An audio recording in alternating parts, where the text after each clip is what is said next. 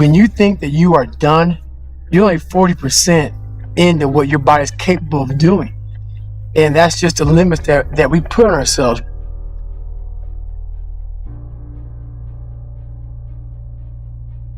If you can see yourself doing something, you can do it. If you can't see yourself doing it, usually you can't achieve it. I always remember that, when I was younger in life, things that were hard or difficult, you sometimes back out of and you quit. And you wake up the next morning just feeling horrible. And for me, it's a feeling that I will never experience again. I'd rather leave it all out there or not go out there at all. But in this sport of suffering like everybody has to, you win. Just crossing the finish line, you win. My motto is show no weakness. At the start line and in between, like miles 60, 70, 80, and 150, when I cross the finish line, I don't look pretty much the same. I much rather, fool the competition and go out there and they're like, man, Goggins looks so strong. But inside, I'm just broke down. In a race that's so long, you hit several walls. And every time you hit a wall, it's a big deciding factor in that race or in your life if you're not running. And you have a decision to make. Either you can stop at that wall or you can go parallel left or parallel right. You're looking for that door. And when you get to the door, you have another decision to make. Should I open it or should I keep it closed? If you keep it closed, you made the decision to quit. If you open that door, you made a decision to carry on and continue on with your journey or your mission, wherever you're on. And I always open that door, because once you open the door and you go through it, your mind resets and it gets you a few more miles. I can't even describe it to you how you feel when you know you're going to complete the hardest thing you've ever done in your life. But the second you realize you're not going to give up, your body gets back in tune again and you're ready to go. I have those mental blocks all through the race. But that's when I smile too. I signed up for that race to see what kind of decision I'm going to make. And that's why I do it. And usually it's the decision to keep on going forward. I have to experience life, and that's how I experience life. Yeah, we skip that phase of suffering and pain and go right to the enlightenment phase, and that's impossible. You can't do that. This is gonna suck. 'Cause I was just losing the weight, all that shit to try to be a Navy SEAL. I was just going back to my third hell week. All those insecurities are coming back up, going through my third time. I would basically tell myself, hey man, you're on the right path. You're on the right path. Just keep your head down and don't look up, because the ending's way, way, way, way far away. Just keep your head down and plow through. My biggest piece of advice I give everybody, man, is don't be afraid to be judged. Just don't be afraid to be who, and this is the honest God truth. What got me in so much trouble in my entire life was I was so insecure. My life made me so insecure that I became afraid to be judged. And when you become afraid to be judged, you become afraid to live. The very first step that I took was literally going into my bathroom and looking into that dirty mirror and calling myself out. Whatever life did to me, whatever people who bullied me, whatever my dad, my mom, whatever I did to me, no one was coming back to save David Goggins. I had to realize that, okay, man, this is my rucksack of shit. And now I gotta carry this mug a long way. And I gotta start emptying it out. And it's just about you against you now.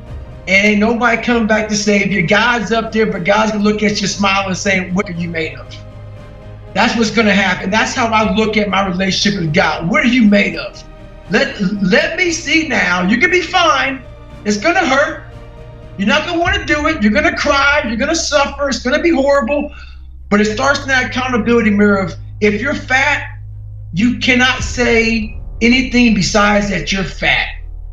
If you're lazy, if you're a liar, if you're a cheater, if you're on drugs, if you're whatever you are, you must look in that mirror and be brutally honest with yourself and call yourself out for what you are and what you're not.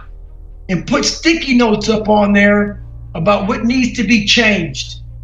And every day of your life from now on moving forward, it starts with that accountability mirror about how am I going to change my life for the better. Well, the next step now is you got to now start fixing one of those problems. So for me, I had so many damn problems, man. I still have them today. It's about facing. So let's say you're fat. What has caused you to eat too much? So now you got to investigate this. A lot of people just don't have an eating disorder. A lot of people eat for comfort. A lot of people eat for depression.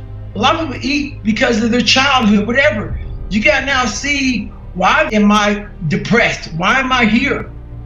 People want to say, well, I need to work out more and stop eating so much. Yeah, that's how you fix that.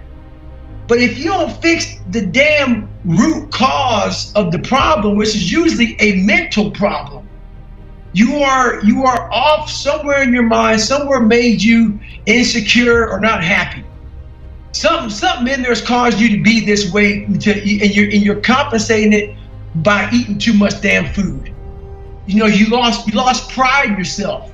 You lost confidence in yourself. It's all these things. So it's never as easy as, I need to go to the gym, hit the weights, and stop eating less. That may solve it for a second, but is it a permanent fix? I'm about doing permanent fixes so then you can move on. So it starts there. It starts one step at a time. It also starts with me. I lose 106 pounds in 3 months, less than 3 months. I couldn't take on that 106 pounds.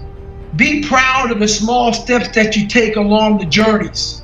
So don't be like, oh my God, I only lost 5 pounds in 8 days or 20 days. No, be like, hey, I lost 5 pounds. Be proud of the fact that you're moving forward and not moving back. That's step 2. Small victories. Human potential is within us all, but it's not within us all if we continue to fix our lives on a surface level.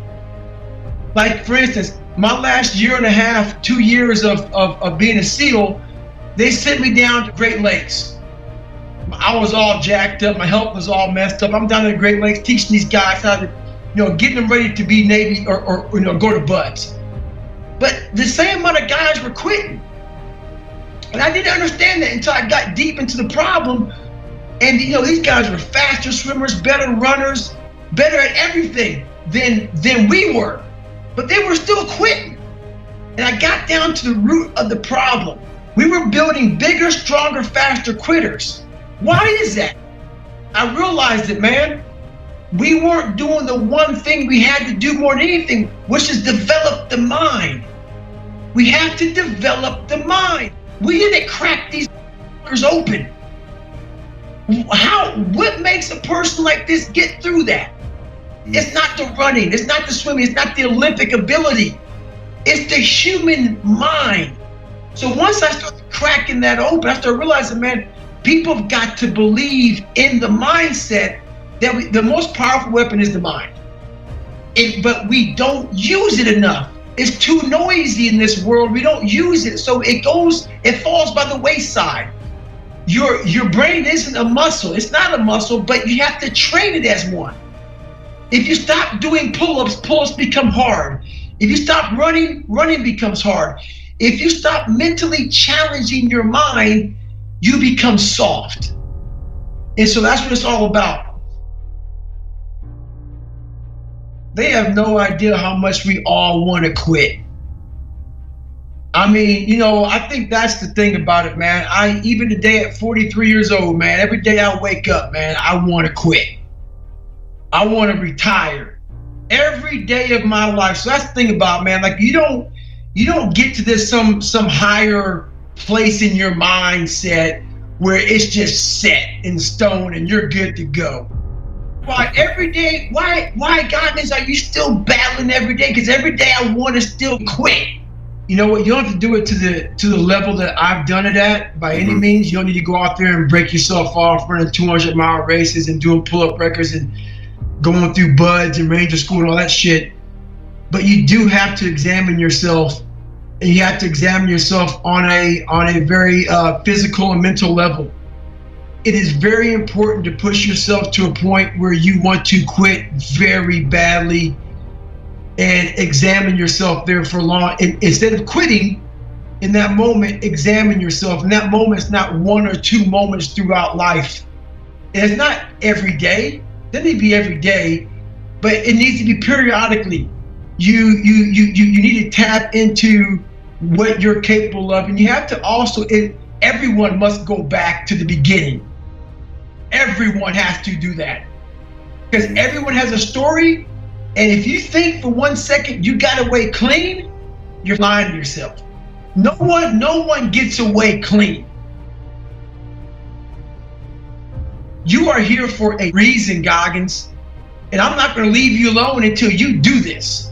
Until you go this way, I'm going to be in your ear. I'm going to make you feel worse and worse and worse and worse until you do what I put you here to do.